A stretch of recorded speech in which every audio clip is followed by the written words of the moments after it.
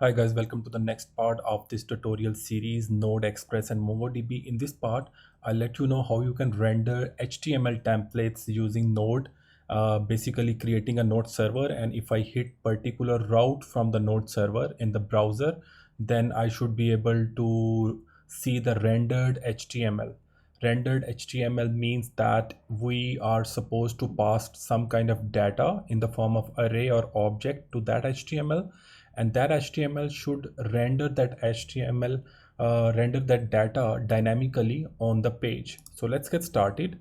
I've already created a new folder, rendered templates, and inside it I'm going to create a new file, index.js.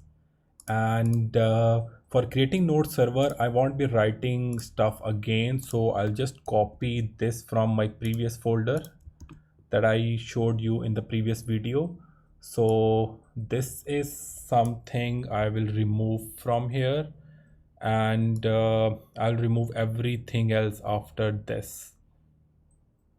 All right, so this is our Node server using HTTP, and we are going to trigger if we are at the home route, then we will perform our operation, right? So first of all, I'll let you know that there are different kinds of templating engines that we can use. There are handlebars, which are very famous. There are EJS templates. So in this video, we are going to be talking about the EJS template. So first of all, I'm going to be in this thing like 6, right? And I'm going to create a new package.json file.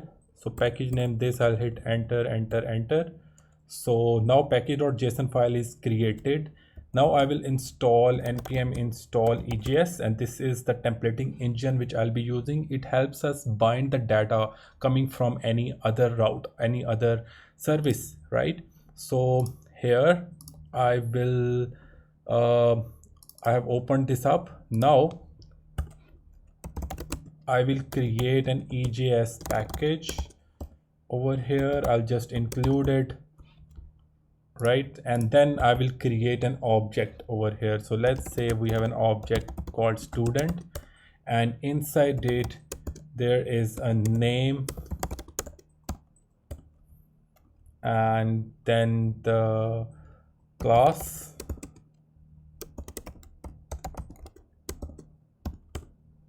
and then the contact, right? So this student object I'll be passing to a template. So let's create a new template, and I'm going to name that template.ejs, right? So it has by default added this icon over here, means that this is the syntax of variables that needs to be binded in this HTML, right? So let's create an HTML,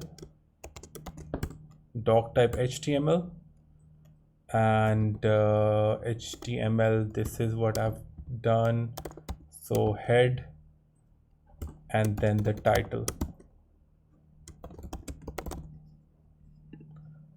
So let's create a body tag, and inside it I'm going to create some variables in that will bind to that object I've just created in index.js file.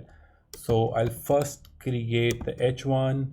So the syntax of EJS data binding is like the back arrow percentage equals to, and then the name of object is student.name, and I will end it with percentage and this arrow, right?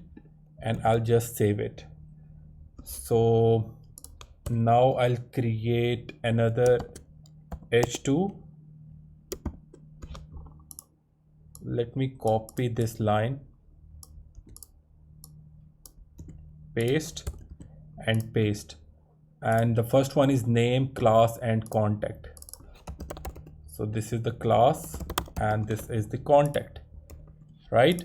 So this is pretty much it that we needed to do in this file. And currently this student is not referring to this variable.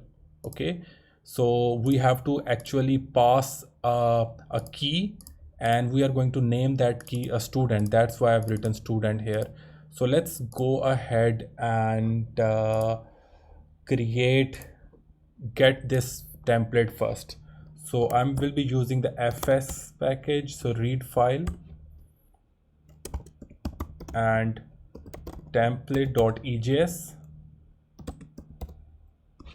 utf8 and then error template arrow function, and inside it I'm going to create a variable. So I'm going to name it rendered HTML, and now I will use the ejs.render function.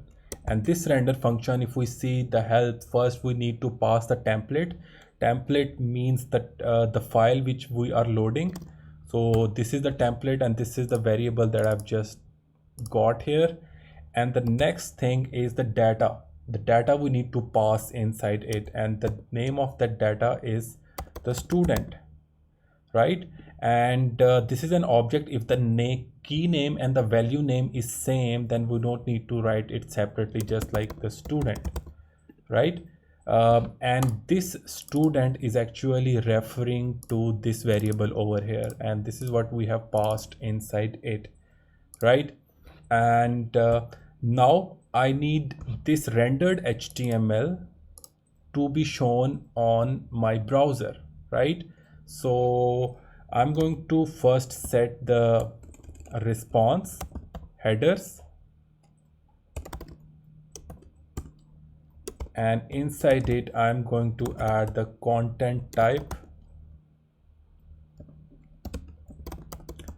text HTML, because I want to send the browser an HTML and I'm asking the browser that it is an HTML, so you need to render this HTML. So response.end, and I'm going to write rendered HTML, right?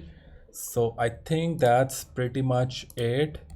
So this is the thing. So let's try to run this server if it works first.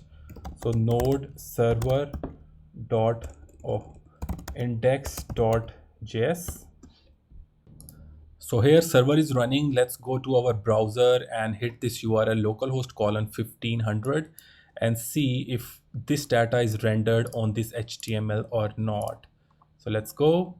All right, so it's already running, and this is the name, this is the contact, and yeah, so the all data is running over here. So this is how we can render the different templating engines. The different have different syntax. So this is the EJX, this is how we render the variables. But if we were using different templating engines like handlebars, there are a lot of such things. So we have different syntax. Only the the handlebars have the double brackets, just like the Angular or the React or the Next.js. So in the next video, I'll talk about events, and I'll introduce you events, how we can create event and trigger the events in Node.